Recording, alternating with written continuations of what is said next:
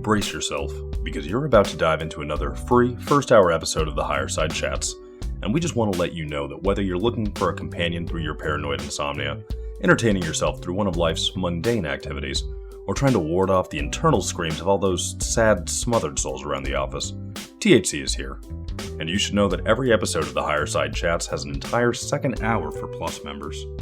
Sign up at thehighersidechatsplus.com and you'll get years of Plus show archives, lifetime forum access, a special invite to Greg Carlwood's monthly joint sessions, MP3s of THC music, bonus episodes, tour videos, and 10% off t-shirts, grinders, and whatever else ends up in the Higher Side store.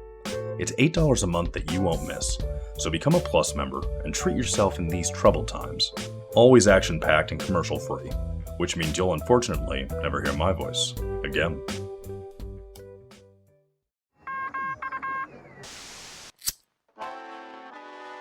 In the 1930s, President Franklin Delano Roosevelt addressed the nation through a series of radio broadcasts known as the Fireside Chats.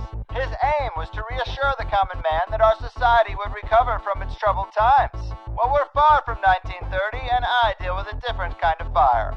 For a new era of worldly frustration, we offer a fresh conversation. I'm Greg Carlwood, and these are the Higher Side Chats. Here we go, people. Lean, mean, and trying not to get crushed by the big machine. From sunny San Diego, I'm Greg Carlwood. And it's no surprise that the history of European expansion was a violent and bloody one that used and abused almost any indigenous culture that they came across. But outside of those broad statements, the details of that systematic steamroll are typically glossed over. And if little uncomfortable truths can be skimmed past and downplayed, they usually are. But that mistreatment of the other expands much further than we might think, because the genocide of Native Americans and the use of African slaves are not isolated incidents. And when you consider the expansion of the American Empire and the forgotten territories around the globe that it does or has controlled, the disenfranchised are not a distant, uncomfortable memory. They're essentially a staple of how the American Empire has and currently does still operate. Well, folks, it is these neglected colonies and territories that are the offerings on the Higher Side table today, as they are also the subject of the latest book by today's guest, Daniel Immerwahr, entitled How to Hide an Empire, A History of the Greater United States, where he relays interesting aspects of history that don't often make it into the school books and details our complicated relationship with areas like Guam, Hawaii, Puerto Rico, Guantanamo Bay, and the Philippines, just to name a few. If you're unfamiliar with Daniel, he is a scholar of U.S. and global history, specializing in empire, development, and the history of ideas, currently working as associate professor of the history department at Northwestern University, but he's also taught at Berkeley, Columbia, and San Quentin State Prison. So let's do the damn thing. The empire educator, forgotten history highlighter, and advocate for the often forgotten, Daniel, my man, welcome to the Higher Side. Pleasure to be here. Hey, this is a real treat, man. Thanks for doing it. I loved your book, How to Hide an Empire, A History of the Greater United States, and the audience knows I've been searching for something like this for a while now, because these are the sorts of stories and situations that I like to highlight here. The general abuses of empire and the big machine, but to fit so much of it in one book is really great to see. To get this thing going, what can you tell us about the genesis of this book and why you felt it was such an important one to write? Yes. So I had been teaching U.S. history for a while, and I taught it at Berkeley, and I taught it, as you said, at San Quentin at the prison. And I taught it the way that most people teach it. It was so standard that I could be sick for a day and say, can you cover me? We're doing the Gilded Age. And someone else could come in and they would pick up right where I'd left off. There's a kind of way that we know how to teach that. And that's fine. And that's good. We work collectively. Historians have figured out the story for a while. We all kind of talk about it.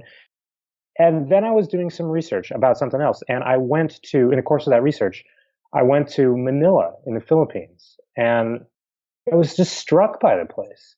And there's a lot to see there. But one thing that really surprised me was I thought, my God, it just feels so familiar in a family resemblance kind of way. So I would see streets that were named after U.S. presidents, like up to Eisenhower. I would board the transit system, which is based on surplus U.S. Army Jeeps. I would go to the university there, the Ateneo de Manila University, and I would hear people speaking English with an accent that wasn't too different from my Pennsylvanian accent. And look, I'd known that the Philippines had been a colony of the United States. I totally knew that. I had a PhD in US history. I could not be accused of not knowing that. But I think there's a difference between knowing something and knowing it, like really getting it and fully understanding the implications. And I would say that I didn't really know it in that second sense. I didn't really think about it a lot. But when you're there standing on a street corner in Manila between like Washington and Madison Street, it's hard not to think about that a little more. And I got back and I realized that the way I'd been teaching US history wasn't quite right. Because, I'd make fleeting mention to the Philippines in 1898 when it's acquired, and then I would talk about a war, and then it just disappeared from my story. And it wasn't just the Philippines. Like, where was Hawaii? Where was Guam? Where was Puerto Rico? And, I was telling US history, but I realized that what I was doing was just telling the history of the states or the territories that became states. And there's this whole other part of the United States that wasn't in that story, that wasn't in that narrative. So my goal here in writing this book was to tell US history, but where the United States isn't just the states or future states alone. It's the whole thing, what some people at the turn of the 20th century called the greater United States. Well said. Yes, we know the bullet points to a lot of this stuff, but the depth of those bullet points and their implications are just not sat with often enough.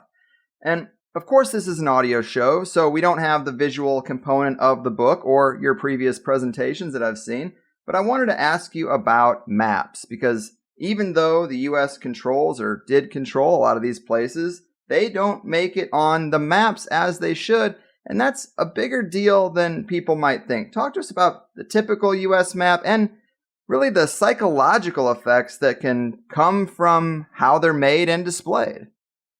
Greg, I wake up every morning hoping that someone is going to ask me about maps. And, usually I'm disappointed, but today's a good day, and I want to thank you for that. Yeah, that's Cheers. Right. Maps, the visual representation of the country turns out to be really important. And if you ask most people in the United States, or most people in the world, to map this country in their heads, just to call to mind what they think it looks like, there's a familiar shape that's going to come to mind. And you know that shape. It's the contiguous blob, the thing that is suspended between Canada and Mexico and the oceans. And, a lot of people know, they're like, oh, wait, Alaska and Hawaii are part of it too. But that's usually how it looks to people. And then that becomes the shape of U.S. history. U.S. history is what happens within that map, maybe with Alaska and Hawaii after they become states. But look, I grew up in Pennsylvania. I studied history. I studied history in college. At no point did I see a map of the United States that had Puerto Rico on it. And I should have. Puerto Rico has been part of the United States for more than a century. Why isn't Puerto Rico on the map? So I found myself, as I was writing this book, realizing that I wasn't trying to rewrite U.S. history. I was also trying to remap the United States. And I had to learn how to make maps. And then I went back and I was like, okay, this is the map as you've seen it. This is the map as it should look. And as I did that, I found that I was surprising myself that the United States looks different. Once you've got it all mapped out correctly with equal area projections, you realize how much land in the United States has not been part of the states or future states. Right, and the amount of people that are in these outside territories is quite large and surprising. I would have thought, obviously, they're inhabited, but I guess I just didn't realize to what extent, because you've talked about kind of the numbers, and it's a little shocking that at periods of the past, I believe maybe, was it 1 in 8 people who were under the umbrella of the empire were actually outside of the continuous blob? Yeah, no, that's right. So when I was preparing the book and talking with editors, we had a cover designer. And I said to the publishers, it's important on the cover to see these other parts of the United States, places that don't always make it onto the maps. And, cover design is a tricky business. How do you show that? Do you actually show them in map form or what? And one of the early drafts was of the Philippines and American Samoa and Guam and Puerto Rico. And they were all represented as little New Yorker style islands with one palm tree coming up from them. And, I think that's an image that's pretty common. I think that usually, to the degree that people in the United States who are living in the U.S. mainland and not in these places acknowledge that, oh yeah, there's Guam. Yeah, of course, Guam is also a place. The U.S. Virgin Islands, that's right. Yeah, they also exist. Usually the assumption is that these are really small places, just little tiny geographical crumbs, and so small that, yeah, they're there, but they're footnotes. You don't have to think about them very hard, except sometimes you read a news article, but it's not important. It's not central to, you can tell the story of the United States without those footnotes in them. You can tell the story of the United States without Guam. And I would say two things to that. One is just what you said. It turns out that the overseas territories of the United States actually have been quite populous. And so in 1940, which is about the peak of the United States' colonial empire, if you add up everyone who's living in the overseas territories, so outside of the states, you get nearly 19 million people. And just as you said, that's 1 in 8 people who live in the United States. So if you live somewhere in the United States, not just a state, you might live in the Philippines, there's a 1 in 8 chance that you're doing that because you're colonized. And just to be clear about that scope of those numbers, that means that if you live in the United States in 1940, you're more likely to be colonized than you are to be African American. That's how many colonized people there are in the country. It also means that if you live in the United States in 1940, you're more likely to be colonized than you are to be an immigrant. That's how many colonized people there are. That's a huge population. The other thing that you can say in response to this notion that the Guams of the country are just footnotes is that it's not just that a lot of people live in these places, it's that a lot of stuff happens in these places. It turns out that a lot of U.S. history takes place in the periphery, in these places that are marginal, that are hard to see from the perspective of the mainland. Wars start there. Presidents sort of get, crucial experience there. Important medicines are tested there. Places that are different and that have different kind of laws or different kind of spaces turn out to be really useful to the United States, to the point where it's actually hard to explain U.S. history without the Philippines as part of the story. Yeah, depictions are so influential, and often they don't match the reality.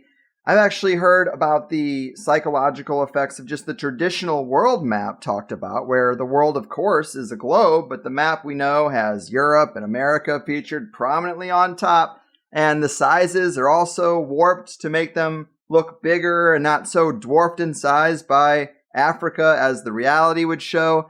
And it's just crazy to think about the implications of that, because they seem like small details, but they just inform our entire worldview in some cases. Yeah, and just that phrase you used, worldview, I mean, that's a visual metaphor right there. We think that way, and the thing that helps us think that way is the picture of the world, is the map. And so to jump to a particular chapter of history that you talk about early on in the book, I was really surprised how little I knew about the events of what we call Pearl Harbor. We know it as an attack on Hawaii, but we're missing a lot. As you say, a lot of U.S. history happens in these unincorporated areas, and Pearl Harbor is a great example of that, isn't it? Yeah, and so Pearl Harbor is such a key moment in U.S. history. I think if you were to ask people in the country which historical events do they know by date, so not just the year that they happened, but literally the date, I think you'd probably only get 3. So July 4th, the signing of the Declaration of Independence, the September 11th attacks in 2001, and then the other one, the date which will live in infamy, December 7th, 1941, Pearl Harbor. But here's the thing. Despite how important Pearl Harbor is to every telling of U.S. national history, usually when it gets told, I wouldn't say wrong, but in a really misleading and a confusing way. So the story, as I was taught it, was Japan attacked the United States at the Pearl Harbor Naval Base in Hawaii. It did great damage. That pulled the United States into World War II.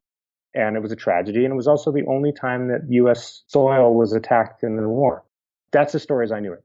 Here's what I wasn't hearing, which is within hours, Japan also attacked Wake Island, Guam, and the Philippines.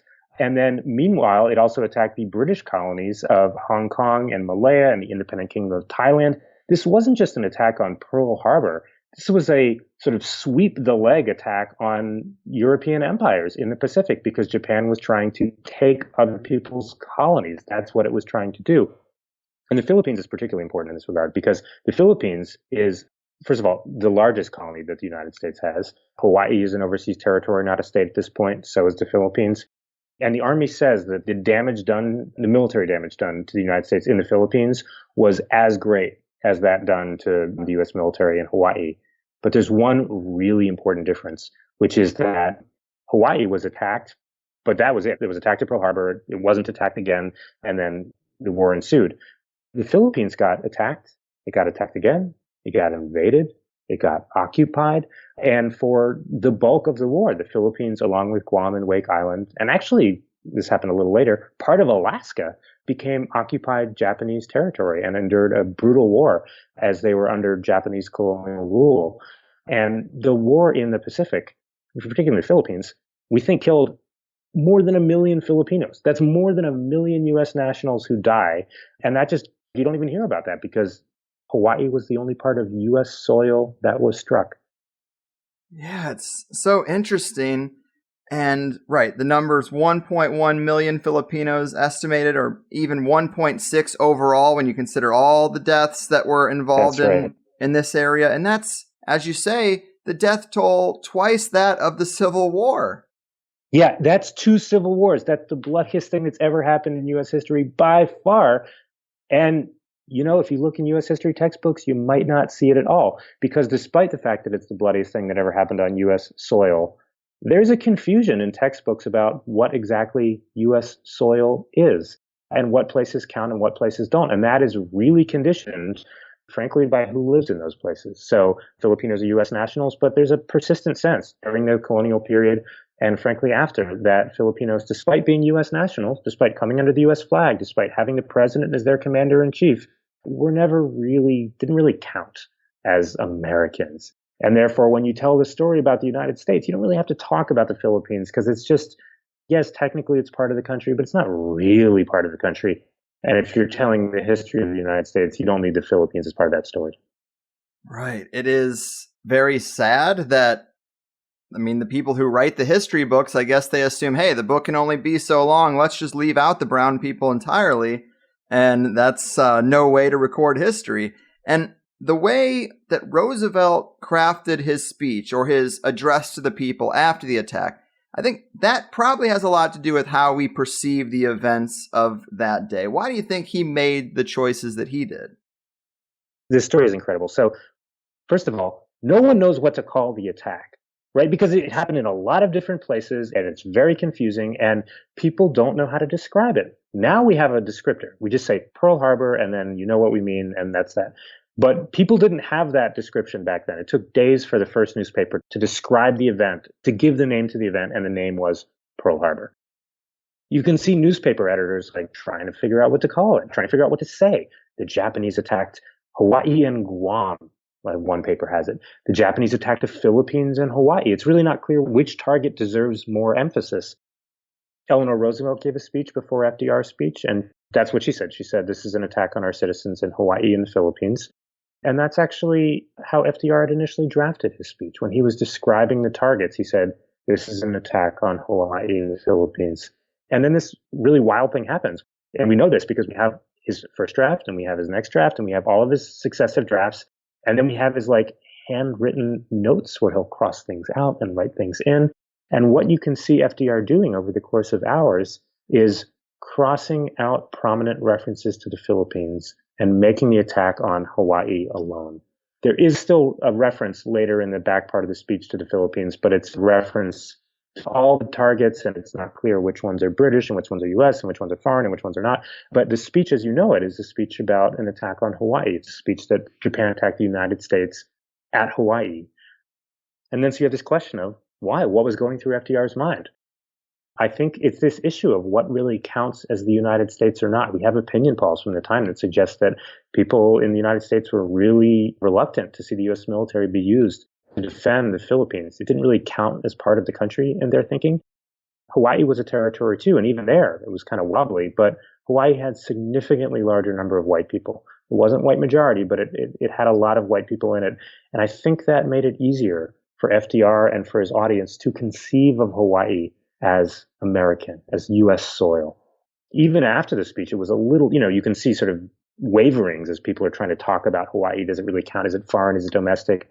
But nevertheless, it was the closest thing to quote unquote America, I think, that FDR could imagine. And so he, rounded Hawaii up to America and then just thought, I'm not going to push it with the Philippines. It's too difficult for my audience. Mm.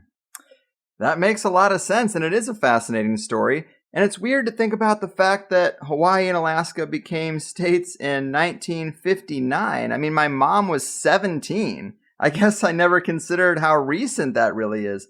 As you talk about in the book, people were all kind of clamoring for their suggested flag, but it was unknown if Alaska and Hawaii would both become states, or maybe just one, or even Puerto Rico is being considered at that time to some degree. And I guess I would ask why you think Puerto Rico didn't make the cut. Of course, you mentioned it wasn't white enough. Were there any other factors besides that, or was that kind of the key unfortunate one? Yeah, so of the overseas territories, Alaska and Hawaii become states. Puerto Rico never becomes one. Guam never becomes one. The Philippines becomes independent. American Samoa is not a state. The U.S. Virgin Islands isn't. And then so you have this question, right? Why some and not others? What's going on here? Population maybe is part of it, but it can't be the full explanation because Hawaii and Alaska are not the most populated of the overseas territories. Maybe it helps that Alaska is continentally connected, even though if it's not contiguous with the United States or with the U.S. mainland. I think the best explanation really is who lives in these places and who has lived in them in the 20th century. Hawaii and Alaska, unlike all of the other overseas territories, have been significant sites for white settlements, where white people have moved en masse to Hawaii and to Alaska, enough to make a sizable dent in the population and enough to, at various points, have control over politics. They don't have full control over it, and certainly not in Hawaii today. But nevertheless, that's like the magic dust that has always turned territories into states. And it's not just Hawaii and Alaska. The whole history of U.S. continental expansion within North America, there's been this vexed question of when can territories become states? And yet again, the answer has almost always been when they have enough white people in them. Hawaii and Alaska are kind of limit cases of that. They've never totally had full white settlement enough to sort of swamp the indigenous populations, or in the case of Hawaii, the immigrant populations. But nevertheless, they've had a lot of white population influxes, and that's been the thing that's allowed them to become states. Mm-hmm. Man.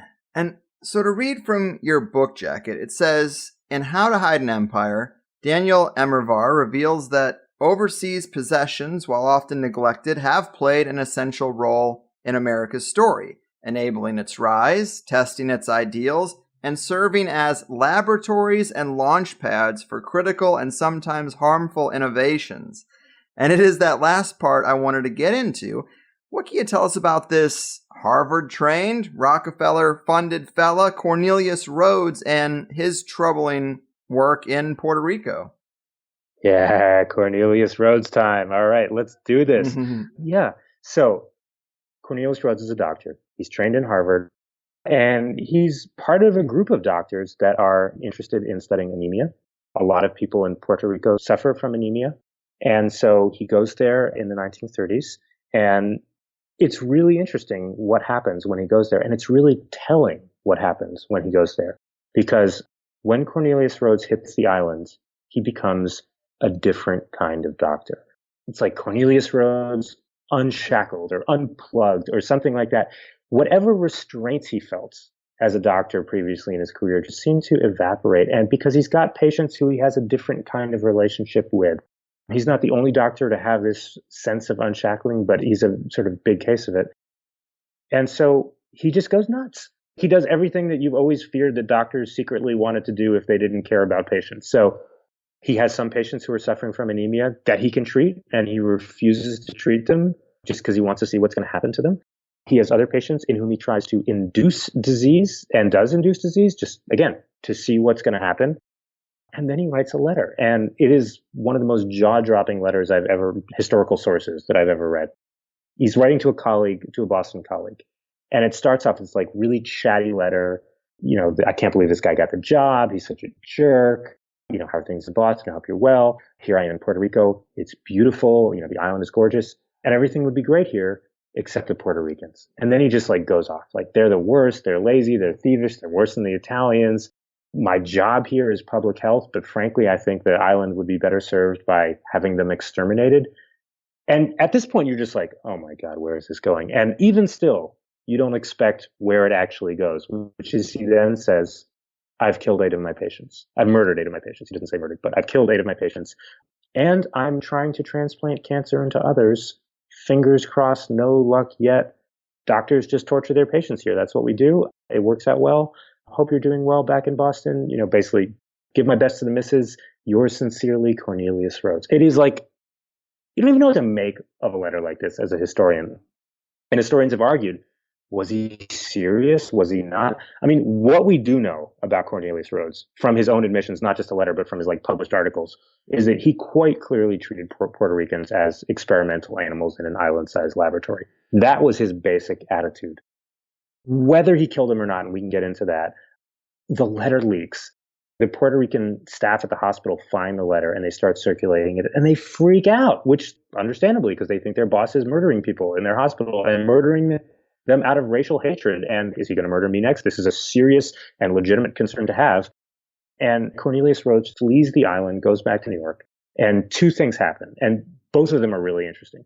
First of all, it becomes a huge deal on the island. And it's certainly not the only thing that spurs the Puerto Rican nationalist independence movement, but it's a big thing.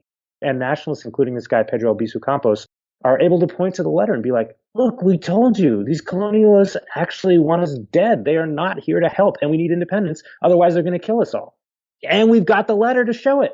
So that's one thing that happens. When it becomes a big issue in the island, the mainland appointed white governor investigates, and then he apparently he says in another letter that he found yet another letter by Cornelius Rhodes that was worse than the first one. It was so bad. He's like, I can't even imagine what a letter would be that would be worse than that one.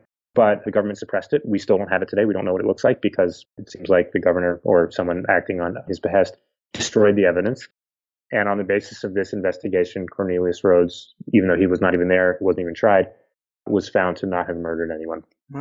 That's one thing that happens. It becomes an enduring issue in Puerto Rican politics. People return to it again and again. It's just like a thing you remember. Of course it is, because it's totally nuts. A, that it happened, and B, that there was just this kind of trial that didn't seem really serious and that he just got away with it. The other part of it is what happens to Cornelius Rhodes. He goes back to the mainlands, goes to New York, doesn't get fired. Can you imagine, even if the letter is a joke, even if he didn't kill it, doesn't get fired. And you know what? Is fine. He becomes the vice president of the New York Academy of Medicine. When World War II starts, he becomes a colonel. And worse, when World War II starts, he becomes a colonel in the Chemical Warfare Service. He's got a very high-ranking job. His job is being the medical officer, overseeing these tests that the Army wants to run of poison gas on their own subjects, on their own armed men, just to see, does this poison gas work? How about this gas mask? What happens if we use this mask and that gas? What's going to happen? The Army tests its gases on at least 60,000 men, uniformed men, and a lot of them are Puerto Rican because the Army is just they're not good for fighting, but they're great for testing gases on. And so there's this really damaging program where the Army is just taking its men and gassing them, sometimes putting them in gas chambers with gas masks to see what happens, see how long they can stand up, sometimes putting them in the field and gassing them overhead and seeing, how long they can run around and do mock battles. And Cornelius Rhodes is right there, basically just nodding his head, being like, yes, good. We're learning a lot here. He gets a medal for it. And then at the end of this, because actually the gases are turned out to be sort of chemically and medically interesting, one of the things they do is they can be used to fight cancer. And Cornelius Rhodes figures this out. He's not the only one who does, but he figures it out. He takes this, he runs with it, and then becomes the first director of the Sloan Kettering Institute. He basically becomes a founder of chemotherapy. And on the mainland, Cornelius Rhodes is revered and commemorated as a hero doctor, one of the guys who helped get cancer under control. And despite having this Mengele-like history on the island, none of that sticks on him. And for decades, he is remembered in the medical community only for fighting cancer. And this whole thing, this whole little pre-career, this whole little dalliance he had in Puerto Rico just goes away for him. What happens in San Juan stays in San Juan. Yeah, that is a fascinating story. And I know it's one of the things that this audience is going to be intrigued by. It's really reminiscent of the Tuskegee syphilis experiments, which is really the only other branded chapter in history that seems similar to this, where they tell people they're being treated, but instead they're being just monitored and not treated to see, like, how does this disease run its course? And it's very dark. And of course, when you sign up for the military, it's very, rah, rah, we're going to fight for the freedoms of the people. But oftentimes history shows that you can sometimes be used as a guinea pig as much as you can be used as a soldier. And it's just a lot darker sometimes than people realize when you turn over those stones. Yeah, and a lot of those men who are used as guinea pigs don't speak English. We have documents that suggest that a lot of the men who are being tested on don't really understand what's happening. And even those who do speak English, Puerto Rican or not, are clearly not given proper information about what's going to happen to them. And that matters because they literally bear the scars, many of them to their death. People suffer from emphysema, from eye problems, from genital scarring, from psychological damage. Getting gassed is a serious, serious business. And for some people, it's just, a scar on your arm and that's it for life. And, that's okay. But for other people, it is an ongoing medical issue. And they're also not allowed to talk about it, right? Like the Army forbids them from talking about it because it's a military secret. It's so dark, man. It really is. And something else I thought was important in your book that I haven't heard come up in many of your other interviews is the testing that was done on Puerto Rican women concerning birth control and the quest for the almighty pill. And this too gets pretty nefarious, doesn't it? Yeah. So there's this way in which colonies can just serve as laboratories for empires, places to test things out. And you can kind of see why, because from the perspective of the mainland, from the perspective of the imperial leaders, rulers, colonies are places where you can do things and you won't bear the full consequences if they go wrong. You can try things out. You won't have as much oversight. You actually have a lot less resistance because the political processes in colonies tend to shore up authoritarian power because these are people without full political representation. And so in my book, I tell a number of stories about professionals, lawyers, architects, doctors, who find that the colonies are actually really congenial places to work and to try things out, to try out bold experiments, which is one reason why colonies are so important to U.S. history, because a lot of stuff gets tested out in them. But as you say, it's a dark history. And in Puerto Rico's case, there is just a kind of affinity between Puerto Rico and particularly medical testing. There's a lot of medical stuff that gets tested on Puerto Rico. It's not just these anemia experiments. It's not just the poison gas that gets tested, not in Puerto Rico, but on Puerto Ricans. But it's also birth control. One of the things that mainlanders keep saying about Puerto Rico is all of its problems are because women just keep having too much babies. The island is overpopulated. It's not like more densely populated than New Jersey, but nevertheless, from the perspective of the mainland, it's like there are just too many Puerto Ricans, and that's the cause of all the problems. That's the cause of the poverty. That's the cause of the slums. And so there's a lot of medical interest among doctors in keeping Puerto Rican populations down. And so you see this thing where just doctors go to the island and, first of all, perform sterilizations on women, just like record, unprecedented numbers. And, it seems like some of the women wanted to get sterilized, but it still feels a little weird when you just look at how disproportionately Puerto Rican women are sterilized compared to women in everywhere else. But the birth control pill is also tested in Puerto Rico. Back in the bad old days, before they got the dosage right, the dosage was way too high. It was tested largely on Puerto Rican women. And the accounts that we have are kind of painful to read because what you'll see the on-the-spot medical professionals, nurses and doctors saying, okay, we're running the test, we're giving this pill to women, and they're suffering headaches, they're vomiting, they're experiencing cervical erosion. Like, it is a really hard pill to be taking. And then you see the doctors who are overseeing this coming from the mainland being like, Puerto Rican women just complain a lot. They're hysterical. They're always going to complain. The pill's working fine, whatever they're saying. And then they start running experiments where, despite the fact that they know these side effects are likely because they've already been testing it, they decide not to tell women about the side effects. So not informed consent, on the theory that if you tell Puerto Rican women that they might experience side effects, they're so hysterical that they're just going to report that they're experiencing side effects. So the pill gets tested and the pill gets approved with this like crazy dosage, basically because doctors are unwilling to look at Puerto Rican women and take their medical complaints seriously. Then, after it starts getting used more broadly, the dosage gets brought in hand. But that's what makes the pill happen. And the pill is such a huge event in the demographic and cultural history, not just of the United States, but of the world. But Puerto Rico is a testing ground for it. And not just the pill, but a number of contraceptives get tested first in Puerto Rico before they're brought onto the market. Man, it is just so shocking. And I do believe John Oliver not long ago did a piece about Black women today having a very similar problem, going to the doctor saying, we have this issue, and kind of just being dismissed, kind of that same racist attitude of like, you don't even know what's wrong with yourself, you're fine. And it's really just difficult to read these sources and just think about what that must have felt like to be in that position.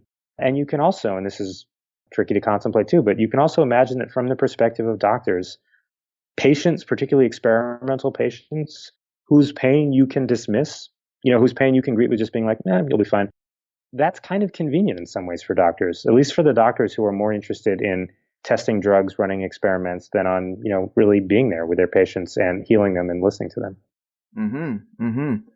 And I wanted to grab one quote here from the section where you are talking about this contraception and pill testing in Puerto Rico, where you say, when it comes to the pill, the first experiment used medical students at the University of Puerto Rico. Despite having their grades held hostage to their participation in the study, half of them dropped out. And then you go on to say that they tried prisoners next, and then they went to the housing projects. Got to get the poor involved.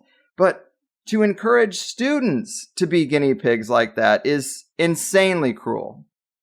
Yeah, I mean, I don't know if it's more cruel with students or with people in housing projects or prisoners, but it is, so what you just imagine is these students who are in medical school and they're told, we're going to run a test on you, and this is part of your class participation, and, you might not finish medical school, or you might fail this class if you refuse to participate in this test. Open up, here's a pill. Oh, are you vomiting now? Like, yeah, sorry.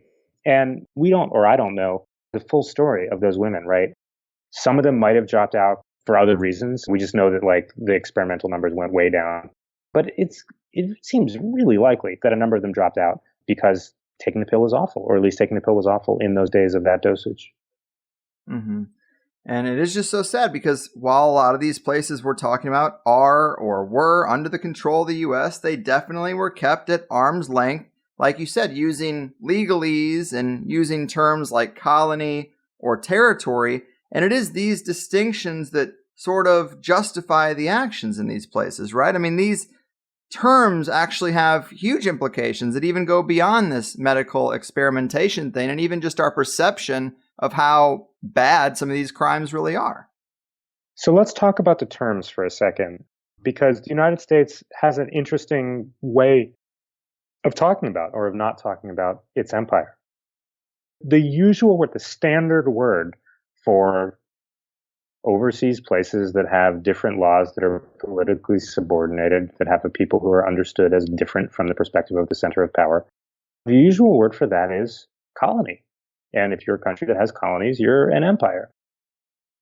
And right when the United States grabs a bunch of these places, a bunch of colonies, during and after 1898, there's this kind of imperial shopping spree that goes on.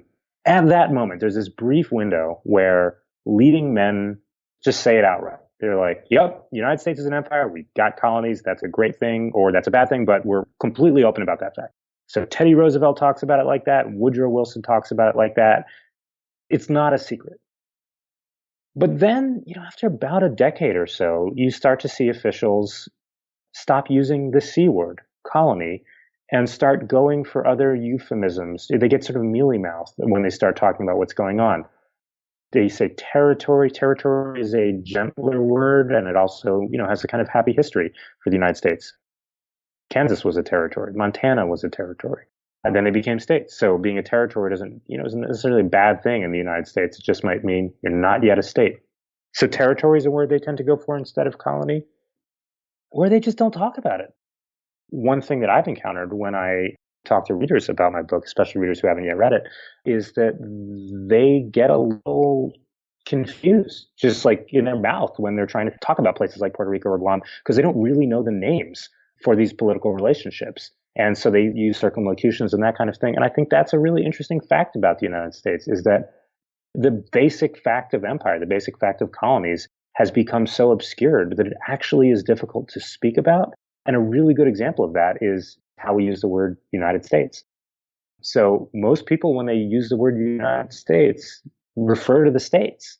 And so then it gets very confusing when they're trying to talk about the U.S. Virgin Islands, which has United States in the name. It's quite clearly part of the United States, but does it fit? I don't know. So like when the 2017 hurricanes were approaching the U.S. Virgin Islands, you'd see newscasters saying the hurricanes are first going to hit the U.S. Virgin Islands, and then they're going to hit the United States.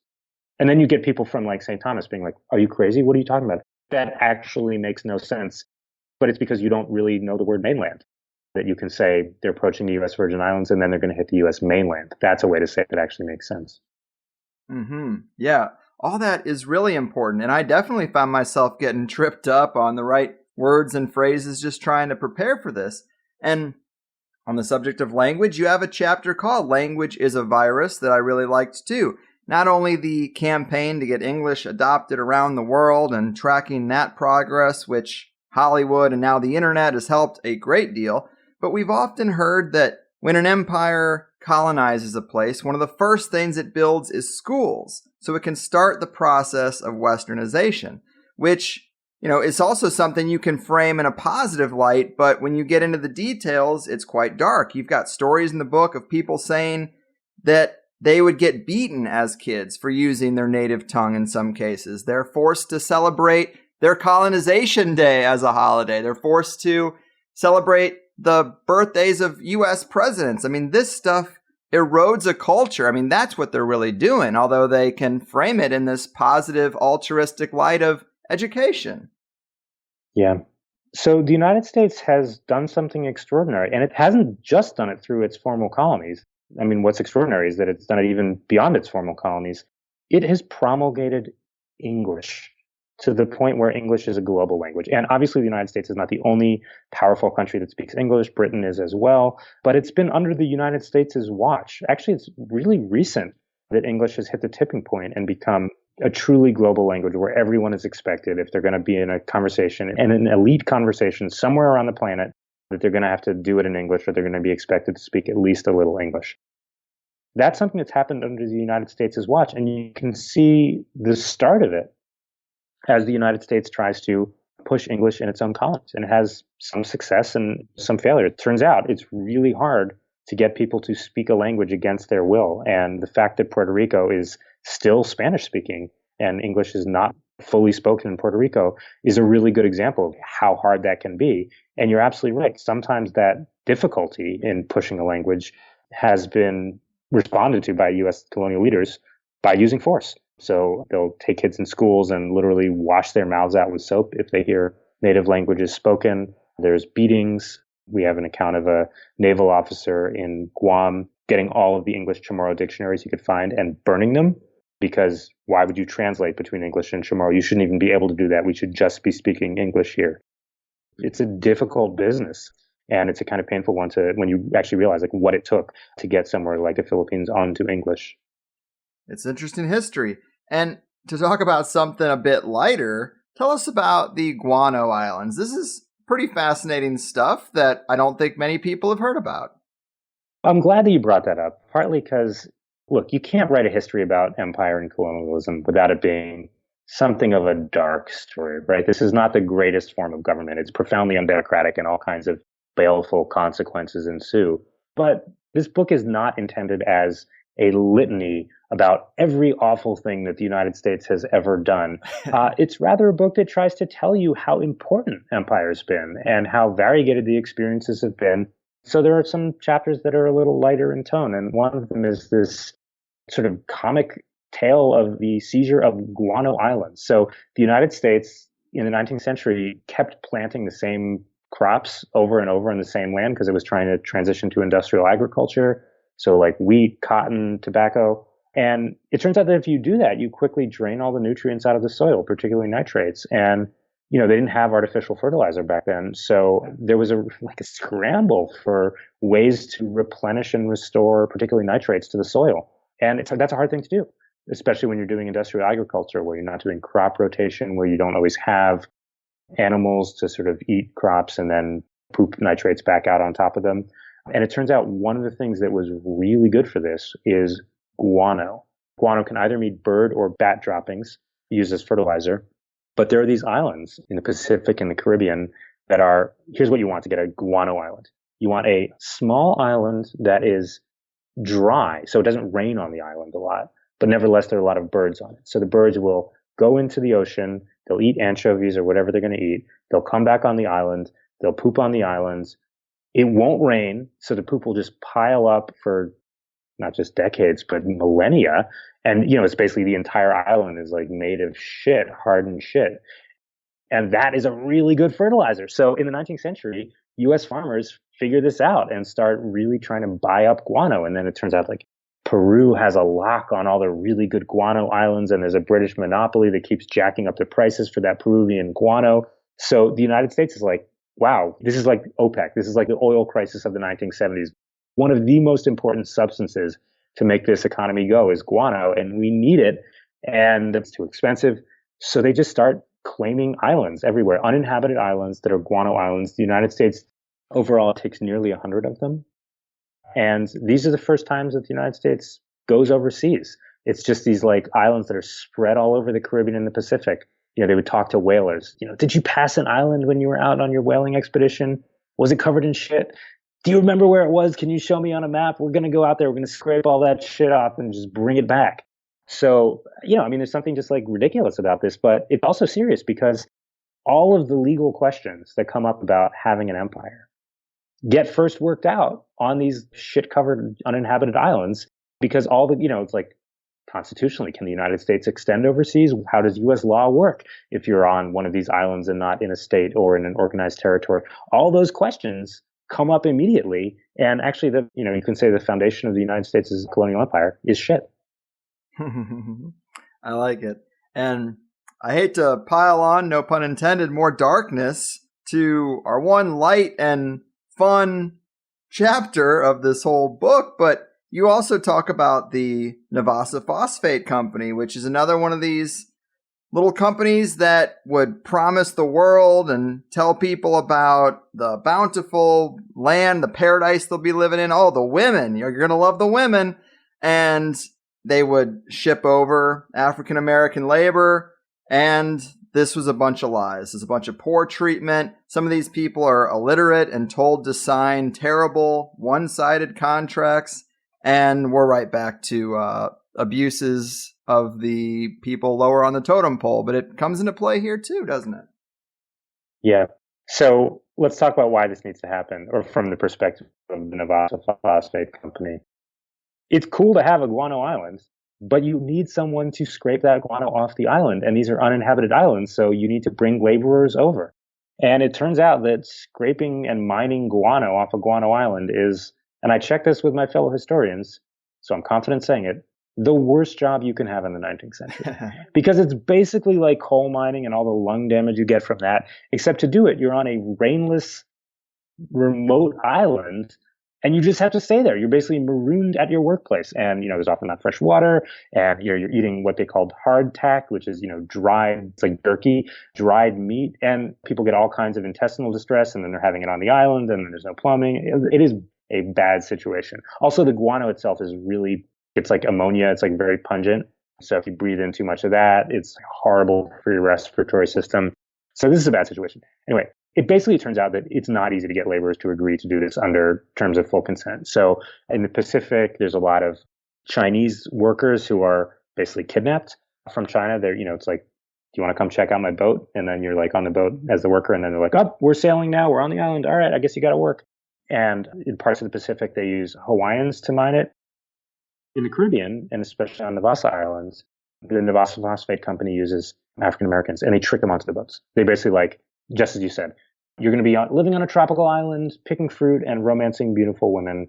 Just sign the dotted line and step on the boat, and that'll be it. And then, they step off the boat, and suddenly they're deeply in debt because they've been charged for their own voyage over. They have to pay ridiculously inflated prices for clothing and food. And then they're on a dry island that is absolutely miserable. It's called Devil's Island, this particular island. And they have to work mining guano. So not surprisingly, some of them mutiny, revolt. They get in a fight, and they end up killing 5 of their white overseers. And, it's national news, right? Because like 5 white men have been killed by black people. And the national news does not cut in these men's favor. It's not like, Oppressed workers, stand up for justice. It's like black butchers murder, innocent white people. And so they're hauled back to the mainland, particularly to Baltimore, where a lot of them come from, and they're going to be tried in the court. And the black community in Baltimore just rallies behind them and is like, okay, we got to help these guys out. And they get this guy who is the first black lawyer to have passed the Maryland bar, and he's on the legal team. And they come up with this kind of extraordinary argument. First, they say the obvious stuff. They're like, these workers are horrifically oppressed. Like, you can hardly believe it. So it's kind of understandable why they got in a fight. But then they say something else. They say, look, these men cannot be convicted of murder in a U.S. court. And you're like, interesting. Okay, why can't they be convicted of murder? And they say, because this event didn't happen in the United States. The Guano Islands are not really part of the United States. So these men are not under U.S. jurisdiction. They're foreign, not domestic. And so the U.S. courts can't try them.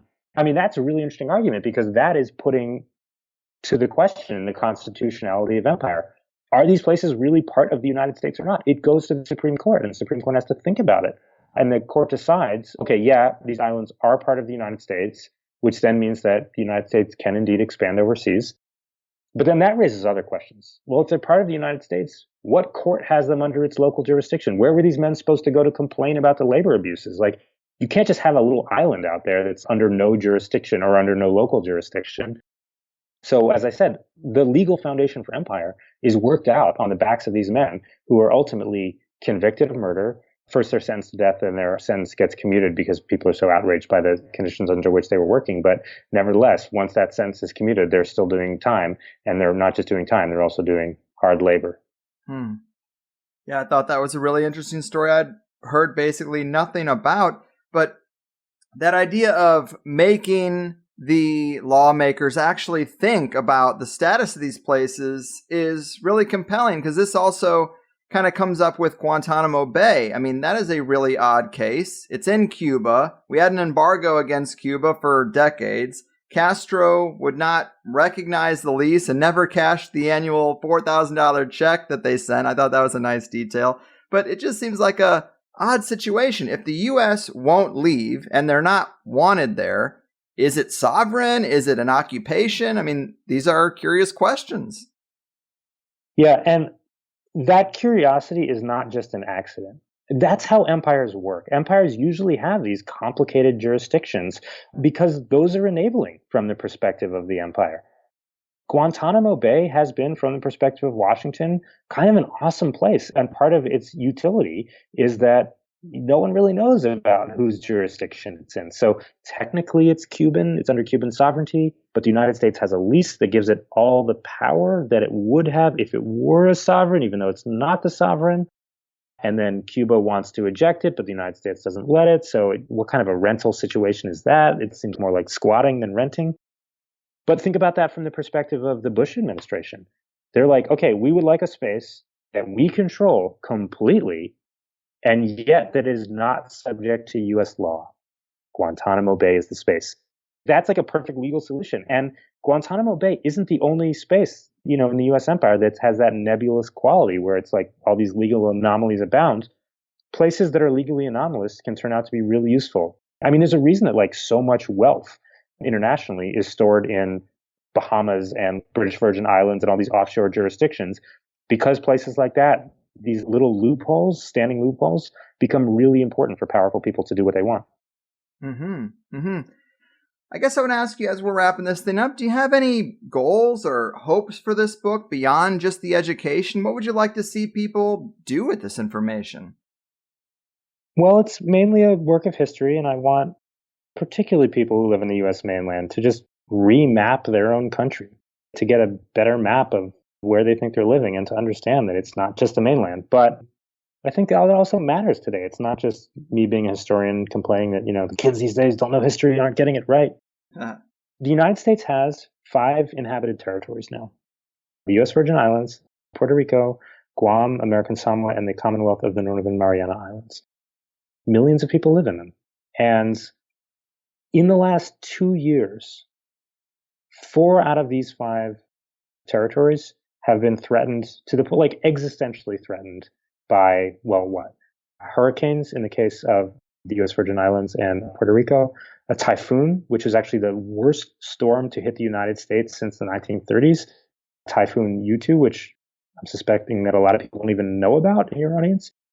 That hit the Northern Marianas in 2018. And, Guam, as you recall, was threatened by North Korea, credibly threatened by North Korea, which said, if the United States keeps up its overflights, which are launched from Guam over the Korean Peninsula, North Korea will surround Guam with an enveloping fire. The U.S. mainland is kind of hard to hit with a missile from North Korea. Guam's a lot easier to hit, and it's a lot closer by, and it's a pretty good target. So that's 4 of the 5 inhabited territories that have been threatened with something resembling obliteration in the last 2 years. And that's going to keep happening. I think as climate change gets worse and U.S. alliances fray, these are the places that are going to be on the line.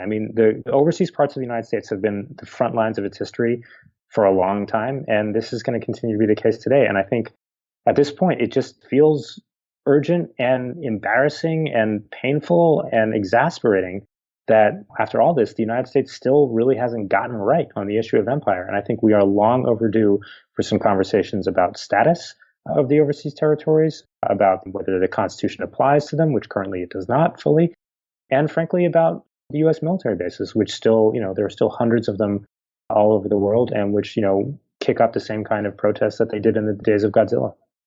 Mm-hmm. Well said. Well said. If empire is going to claim these areas as their own, then we kind of owe it to them to try to bring Big Daddy in when it's actually needed for once, rather than when it's not. And I guess one last thing I wanted to bring up that kind of relates to what to do with this information. I wanted to touch on your other book, Thinking Small, The United States and the Lure of Community Development. I didn't get to read it, but some lines from the description say, Thinking Small tells the story of how the United States sought to rescue the world from poverty through small-scale community-based approaches. And it also sounds a warning. Such strategies, now again in vogue, have been tried before with often disastrous consequences. Thinking Small challenges those who hope to eradicate poverty to think twice about the risks as well as the benefits of community development.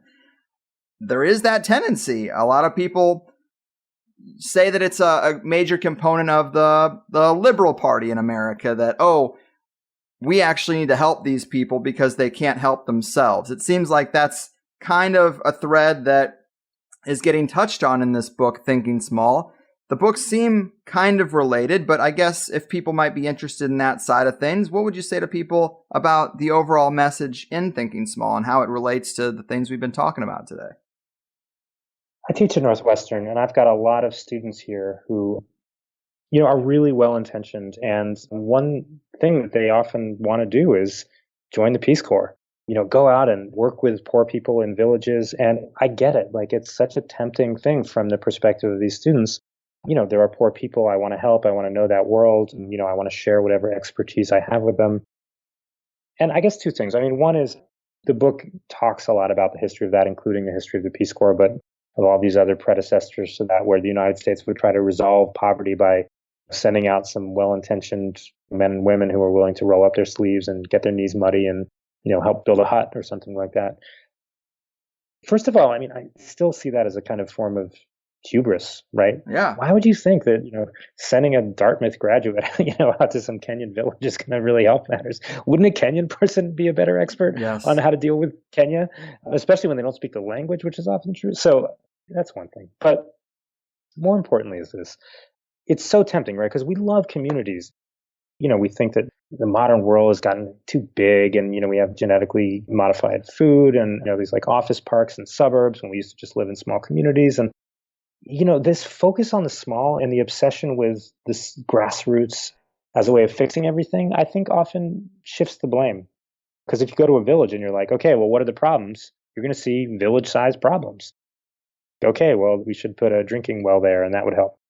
And, drinking wells are cool. That's great.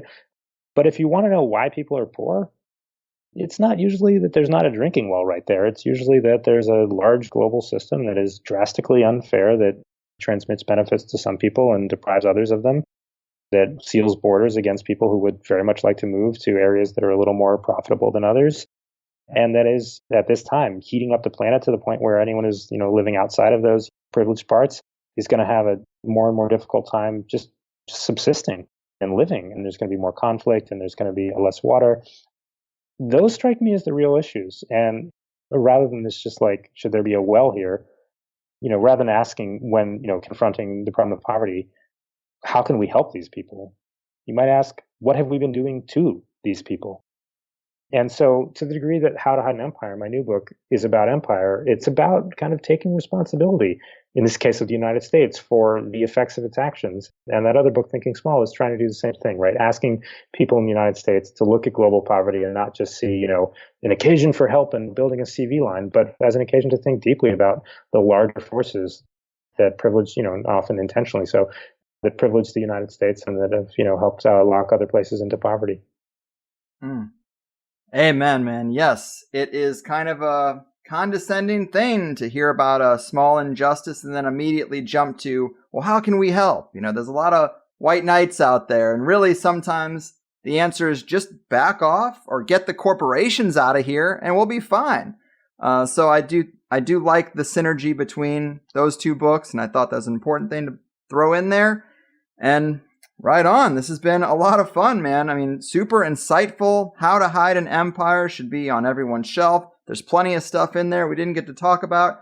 Before I really cut you loose, is there anything more to tell the people about upcoming projects or your website or social media platforms they can find you on? Yeah, I was on Twitter briefly, and then it got a little much, so I'm not active right now. But I've got a website, and I do a lot of writing that goes beyond this. So I write for magazines, and I had a piece on Jared Diamond, the author, recently. I turned out to be a little critical of him. So yeah, the book is the main thing, How to Hide an Empire. But I've got a lot of other stuff on the website, and anyone is welcome to visit it and see what they see. Very cool. Well, it has been a real pleasure talking to you today, man. I know it's a marathon session around here, so thanks for your time. Keep doing what you do and take care out there. Pleasure. Thanks for having me on. And boom goes the dynamite, dear people. Daniel Immerwahr dropping a unique kind of knowledge. Another one that I knew would be well received and was excited to release. And I'm sure you guys have picked up on my desire over the last couple of months to cover this sort of space a little bit better. We circled around it a little with Natalia Forte and again with Whitney Webb before her Epstein coverage. But when I saw this book was coming out, I was really, really hoping that THC didn't scare him off. And here we are. So kudos to him for his willingness. Because if we really care about the disenfranchised and the voiceless victims of empire, we should highlight these stories because they definitely help make our case. More so than most things that you're going to talk about within the American bubble. Or should I say, American blob. But we have a lot of people out there, friends and family, who might still blindly trust the system or think that it's there to protect them or to make their lives easier. That the game isn't rigged, that the system isn't that corrupt. Well, it's harder for someone to drink the Kool-Aid with this playing at the party, you know what I'm saying? To hear these chapters of hidden history or suppressed history should be pretty eye-opening. And it's also not something you have to debate with someone. I doubt the conversations you'd have around this episode would contain as much, well, that didn't happen, as the ones based around the more hot-button topics might. And I want to refrain from going too far outside the parameters of today's episode, out of respect for our guest, because I don't want him to feel uncomfortable with how I'm kind of extrapolating out from what we heard today. Because I would guess that he might say that I take things too far. Guilty. But there is this sentiment that I talk with my buddy Darrell about quite often, that if you want to summarize what white privilege is, it's drinking the Kool-Aid that politicians care and government is there to serve you, that they're doing the best they can, and corruption couldn't be as deep as I might say it is, or we'd hear about it on the news. Just believing the whole illusion, that's pretty much all naive white people shit. Because the rest of the people out there have, unfortunately, gotten a closer look at the true colors of the big machine. It's why when I worked at the Great American Cookie in the Columbia Mall, the guys I got along with best were the workers at Foot Locker and Lady Foot Locker. What do you think we bonded over? Sports? No, we got talking about politics and corruption, etc., etc. And they thought, hey, he doesn't know anything about basketball, but this guy's all right. I guess I'm just saying, if we don't consider ourselves part of the human family first, then people like Cornelius Rhodes become tolerable because what he was doing was in Puerto Rico and not Kansas. And if you want to talk about dark aspects of the medical system, there are other testing microcosms we could talk about, like the Tuskegee syphilis experiments. It's all good history to know, and like building a case for some of the more extreme opinions of our other guests, you have to, as they say, establish a pattern of behavior. And the next time someone says, well, they wouldn't do that, you can simply point out the things they have done that nobody is debating, and I think those things alone will speak volumes. But I really did try to keep my crazy in today because I care too much about the actual content of the book Daniel wrote, and I also respect his path in academia, even if it hasn't been mine. The stuff about the Philippines and Pearl Harbor was great and eye-opening. Of course, the reckless medical testing in Puerto Rico was key, and his own personal family connection to some of this was also surprising and interesting, but I think that was in the second hour. Regardless, you should all be very well stuffed from all the food for thought today. And I just can't get over the fact that Cornelius Rhodes, he did what he did. He worked for the Rockefeller Institute of Medical Research for a decade and was the first director of the Sloan Kettering Institute and the first director of the combined Memorial Sloan Kettering Cancer Center. Plus, the story of how chemotherapy was derived is a bit troublesome, but I'm not really insinuating anything further. Those are just facts. And maybe he is an isolated incident to some degree. It's not for me to say. But a huge appreciation to Daniel for highlighting these pieces of history and for writing his book. Of course, even just the first hour of this interview is full of things that I didn't know, that I'm glad I know now, and that's also true right on through the second hour as well. We talked about several other aspects of his book, How to Hide an Empire, such as using colonies as sacrifice zones, the contentious relationship between the founding fathers and the frontiersmen. I thought that was fascinating. The lost history of Sequoia and the integration of Cherokee Nation. Did you know they even had their own newspaper? They were trying to play ball. They came to the game. And sadly, it seems that the system just said no. We also talked about Daniel's thoughts on the intentionality behind the spread of smallpox in the New World, the effects of empire on Daniel's own family tree, as I mentioned, and the ever-important underlying depth of the Godzilla franchise. Lots of diverse material, Guano Islands as well. That early America stuff was also just some of my favorite. But anyway, you know the drill. We offer the first hour with no strings or sponsors attached, and if you want to support what I do, if you see the value in its continued existence in the endless sea of options, sign up for the Higher Side Chats Plus and get an extra hour of our very deep and varied shows, including a long archive that goes further back than you know. And that said, in Higher Side news, I think the joint session this month is going to be on the 20th. Again, 7 p.m. Pacific time. I will keep you reminded as we get closer to it. And with that, I'm getting out of here.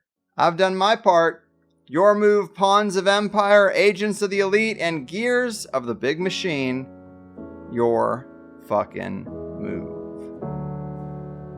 Oh no, you see, the world isn't random, it's attached to puppet strings, control over everything. The 9 to 5 is trying to steal ya. Now don't that job seem silly? Hello, can you hear me? Or should I play back recordings from some spying agency? Wish we were younger and free. I'll be thankful when it's all exposed, the vast conspiracy. There's such a difference between us and the damn rush hours. Hello from the higher side. They're calling out 1,000 crimes. They'll tell you the story of everything that's been done, and they'll call out deception of the web that's been spun. Hello from the higher side. The earth is hollow inside. They'll tell you about something that no one else will. Have you heard about Saturn? Have you heard about the real since the war?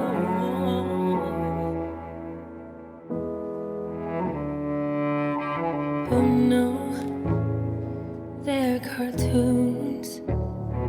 It's so typical of me to talk about this stuff. I'm sorry, that's good and well. Did you ever hear the argument that nothing really happens? It's no secret, and that the best is plus. It's doubling your time.